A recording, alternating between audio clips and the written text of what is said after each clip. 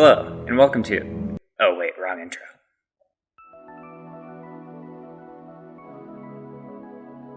Hello, and welcome to Rivals of Aether, What to Expect as a Smasher. Today's video is written and produced by Saber and voiced by Pikmon.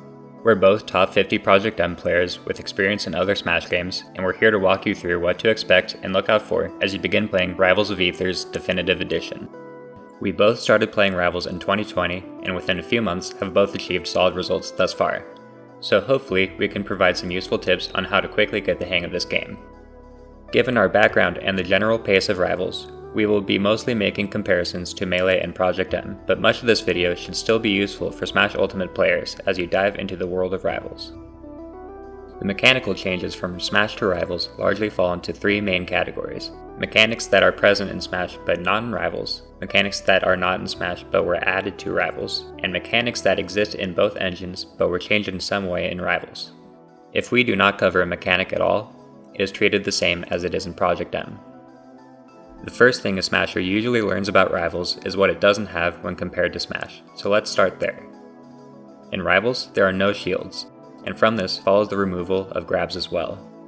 Some characters have command grabs attached to specific moves, but grabbing as a universal mechanic, along with pummeling and having 4 unique throws for each character, does not exist. Of the trio of defensive options that traditionally exist in Smash, shielding, spot dodging, and rolling, only rolls exist in the same way they do in Smash.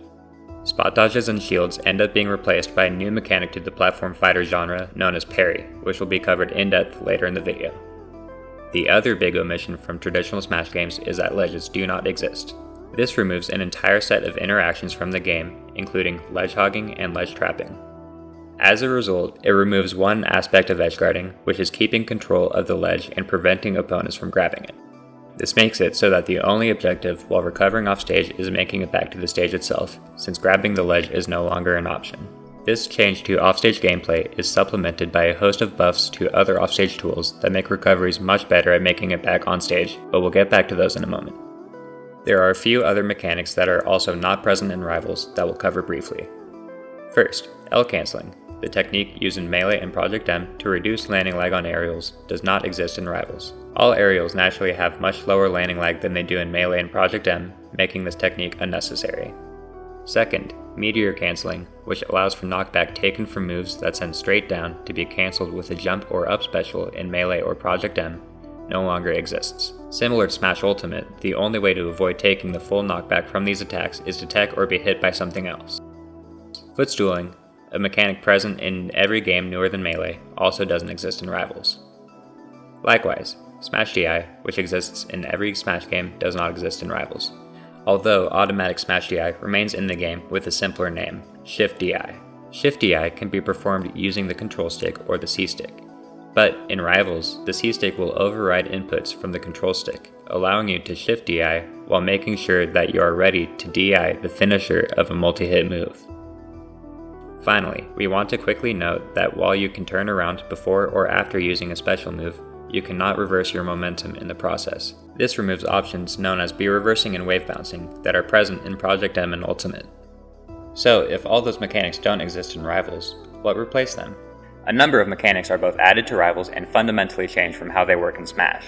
First up is parrying. When you input what would normally be a shield input, you will now parry. Active on frame 3, a parry will make your character invulnerable for a total of 8 frames, similar to a spot dodge.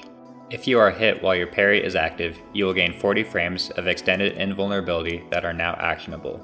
If you parry a projectile, that projectile will be reflected back in the opposite direction it came from, similar to a power shield in Melee or Project M. And if you parry a direct attack, then your opponent will be placed into stun, as you can see here. There are a few projectile-like moves that, when parried, will put an opponent into stun, but most projectiles are simply reflected. Between granting you invulnerability and stunning your opponent, parries are a powerful defensive option that allow you to quickly reverse an opponent's offensive pressure. Of course, just like a spot dodge, parries could be easily punished if used incorrectly, so it's important to time your parries well. The main other defensive mechanic that's new to Rivals is Drift DI.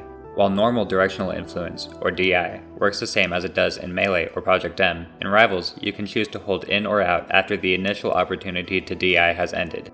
Doing so will allow you to control your horizontal drift while still in hit stun, making you fly a farther or shorter distance than you normally would before leaving hit stun. Combining regular DI with drift DI opens up a plethora of options for you to both mix up your combo DI on the fly and to survive extremely powerful attacks with good DI followed by drift DI in. Of the offensive options, you also have two new mechanics to help improve your combo game. First, if you strike an opponent or tangible object with an attack, you will have 2/3 of the end lag that you would have gone through if you hit nothing. This allows for combo extensions that would normally be impossible during the normal end lag on individual moves, especially when combined with hit falling. When you hit an opponent with an aerial, there are a few frames where you are both in what's called hit pause, and you are both frozen. During this time, you can buffer a fast fall input, and it will cancel any momentum you had and fast fall instead, making it the fastest way to land after hitting someone with an aerial. Hit falling your aerials allows for incredibly fast short hop aerials and has plenty of applications to mix up your combo game by changing when and how you land after an aerial. Rivals also has a 6-frame buffer that allows you to input an action while your character is already doing a different action. This can be used to make frame perfect inputs easier and otherwise act as soon as possible out of a committal animation. In addition to these completely new mechanics, there are a lot of familiar tools that are changed in significant ways in Rivals. First, let's talk about air dodges, because there is a lot to cover for this one mechanic. In Rivals, air dodges are as good as they've ever been, if not better. You can perform a directional air dodge, which allows for the usage of wave landing or wave dashing. But you are also actionable quickly after your air dodge is over, instead of going into helpless state as you would in Melee or Project M. This makes air dodging a great tool to recover, escape combos, or even reposition yourself. In addition, it's now possible to perform wave dashes or wave lands by holding completely horizontal on the control stick, making it easier to get the maximum length for these movement options.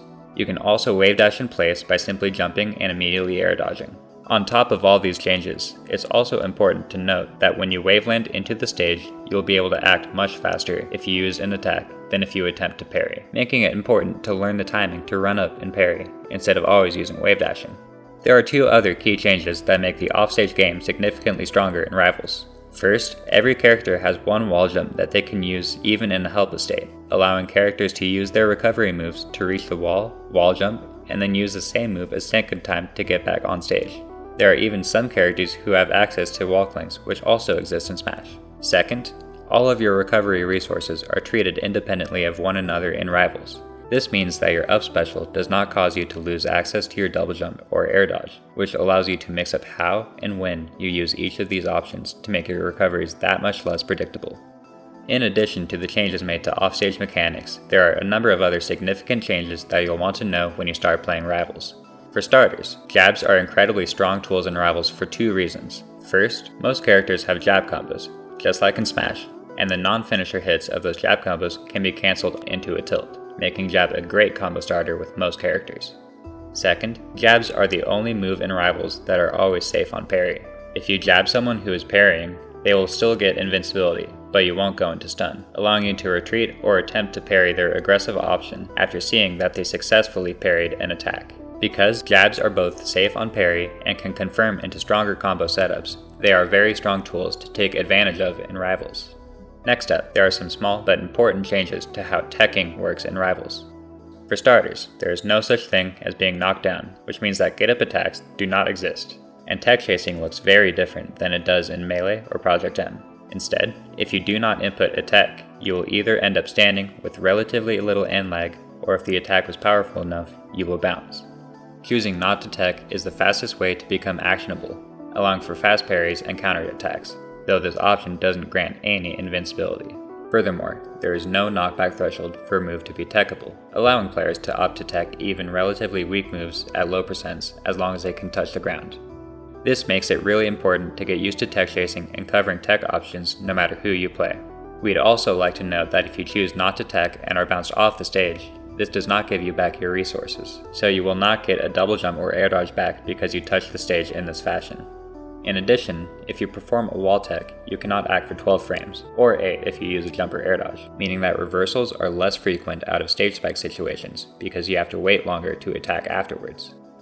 Those are the most noticeable changes, but there are some others that we'll briefly touch on as well. Reverse hits are not possible on certain moves, mostly kill moves, making it more consistent for both players to know when reverse hits will happen and respond accordingly. Jump squats are also normalized across the entire cast at 5 frames, making it easy for you to retain muscle memory for wave dashing and other inputs while playing whoever you like. In addition, jump squat and empty landing now share the same animation, meaning that you can jump faster after landing because your end leg while landing was also counted as your jump squat for the next jump. Command grabs, of which there are 4 in Rivals, do not give the victim back their recovery resources afterwards, making them more potent against offstage opponents than they are in Smash. Although these 4 mechanics don't really change the game itself, we also want to draw attention to the great quality of life changes made in Rivals. For starters, if a move is guaranteed to kill based on the move's strength and the present and positioning of the player being hit, the background will show this galaxy effect, allowing you to know whether or not that attack was survivable, even with perfect defensive play. The only way that this effect will ever be mistaken is if you have the opportunity to tech. You also have an incredible degree of customization over your controls in Rivals, like remapping buttons and changing the sensitivity of your control stick, and can use not only game controllers, but any controller that can work with Steam, and even a keyboard, allowing you to set up your controls in a way that feels best for you. If you aren't sure about the controls you've picked, or you just want to kill some time between games, you can access practice mode directly from the character select screen to do button checks or practice movement and combos while waiting for your opponent to be ready for another game.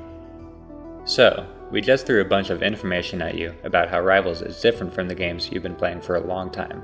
But what does it look like when all those changes come together? The result is a game that will probably feel very different at first from any Smash game you've played, but it offers a myriad of new options for you to learn and incorporate into your arsenal. Movement is incredibly smooth in Rivals.